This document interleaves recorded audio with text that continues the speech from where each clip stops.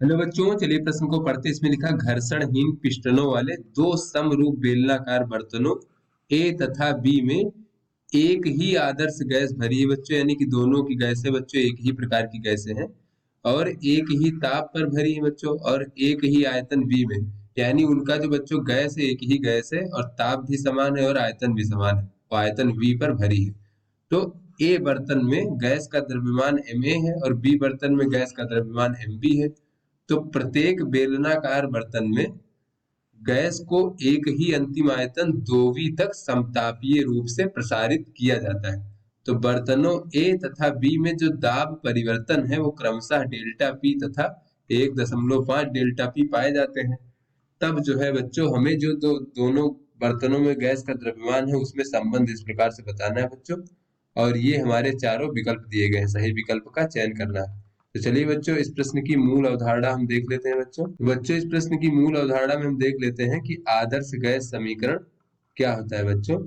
तो आदर्श गैस समीकरण हमारा होता है पीवी बराबर एन आर टी, जहां पे बच्चों पी दाब, वी आयतन, एन जो है मोलों की संख्या, आर गैस नियतांक और टी हमारा तापमान होता है बच्चों। उसके बाद बच्चों ये देख लेते हैं कि समतापीय प्रक्रम क्या होता है बच्चों। समतापीय प्रक्रम, तो बच्चों समतापीय प्रक्रम में हमारा जो गैस का दाब और आयतन का गुणनफल है वो नियत रहता है, वो परिवर्तित नहीं होता है। तो चलिए बच्चों अपने प्रश्न को हल करते हैं। तो बच्चों इस प्रश्न में हमें कहा जा रहा है कि दो बर्तन है, एक तो ए है और दूसरा बी है बच्चों। तो यहाँ पर समतापीय प्रक्रम द्वारा गैस का आयतन V से 2v कर दिया जाता है। तो बच्चों मान लीजिए ए गैस में हमारा दाब कितना था बच्चों, वो Pa था बच्चों और आयतन V था। तो बाद में बच्चों आयतन 2v कर दिया गया है, तो मान लीजिए अब दाब हमारा Pa से Pa डैश हो गया है बच्चों इस प्रकार से। तो बच्चों दाब और आयतन का गुणनफल जो है हमेशा नियत रहेगा। इसी प्रकार बी बच्चों में जो हमारा बी बर्तन है, यहाँ पर मान लीजिए दाब हमारा पहले Pb था और आयतन तो बच्चों V ही था, तो इसको भी बच्चों 2v कर दिया जाता है आयतन। तो अब मान लीजिए इसका जो दाब हो गया वो Pb से Pb डैश हो गया बच्चों। तो यहाँ से बच्चों ये V से V कट जाएगा और यहाँ से हमें पता चल जाएगा कि जो Pa डैश है यानी कि जो अब नया दाब है वो पहले के दाब का आधा हो जाएगा बच्चों। इसी प्रकार से बच्चों यहाँ भी V से V कट जाएगा और Pb डैश का मान हमें पता चल जाएगा कि प्रसारित करने के बाद जो दाब है वो पहले वाले दाब का आधा है इस प्रकार से।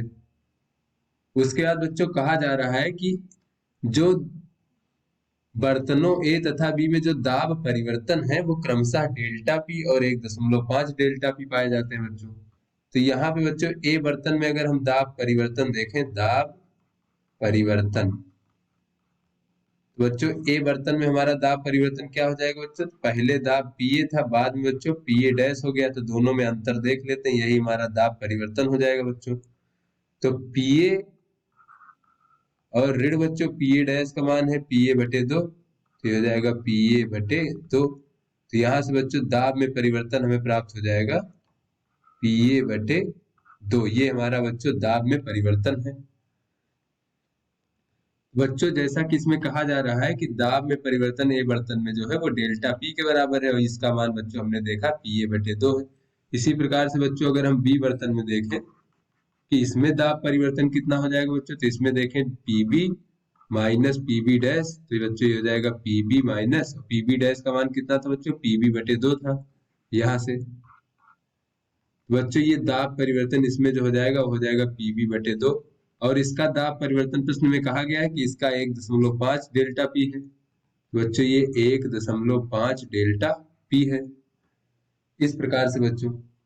अब यहाँ पे बच्चों अगर हम डेल्टा पी का मान रख दें Pa/2, तो बच्चों ये हो जाएगा हमारा 1.5 डेल्टा पी की जगह रख दें Pa/2 बराबर हो जाएगा बच्चों हमारा Pb/2। बच्चों ये 2 से 2 कट जाएगा और यहाँ से बच्चों Pa/Pb हमें प्राप्त हो जाएगा 1/1.5, तो ये हो जाएगा बच्चों हमारा 2/3। अब बच्चों अगर हम आदर्श गैस समीकरण से देखें बच्चों, तो अगर बच्चों आयतन नियत हो बच्चों और आर तो नियतांक है ही है और तापमान भी नियत हो बच्चों, जैसा कि प्रश्न में कहा जा रहा है कि एक ही आयतन में प्रारंभ में भरे बच्चों और एक ही ताप पर हैं, तो यहाँ पर T और V का मान नियत है। तो बच्चों ये जो दाब होगा वो हमारा अनुक्रमानुपाती होगा मोलों की संख्या के। तो यहाँ से बच्चों हम कह सकते हैं कि जो दाब होगा वो अनुक्रमानुपाती होगा मोलों की संख्या से। तो यहाँ से बच्चों हम कह सकते हैं कि PA भागे PB बराबर क्या हो जाएगा, NA भागे NB हो जाएगा बच्चों। अब बच्चों Na क्या है, A बर्तन में मोलों की संख्या। तो मोलों की संख्या कैसे ज्ञात करते हैं बच्चों, द्रव्यमान भागे अणुभार। बच्चों दोनों बर्तनों में एक ही गैस भरी है, जैसा कि प्रश्न में कहा गया है कि A तथा B में एक ही आदर्श गैस है, तो दोनों का बच्चों अणुभार तो एक ही होगा।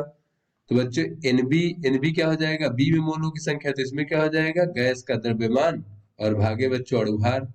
तो यहाँ से बच्चों ये M से M कट जाएगा और ये हो जाएगा हमारा Ma भागे MB, यानी A बर्तन में गैस का द्रव्यमान और B बर्तन में गैस का द्रव्यमान।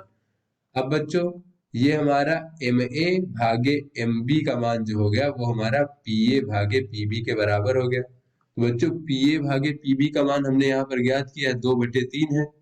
तो बच्चों ये हो जाएगा 2/3। तो यहाँ से हो जाएगा बच्चों 3Ma बराबर 2MB। तो बच्चों ये हमारा गैस के द्रव्यमानों में संबंध प्राप्त हो गया। चलिए अपने विकल्पों को देखते हैं। बच्चों ये जो सी विकल्प है 3Ma बराबर 2MB, ये हमारा सही विकल्प है। तो आशा करते हैं बच्चों ये आपको समझ में आ गया होगा। धन्यवाद।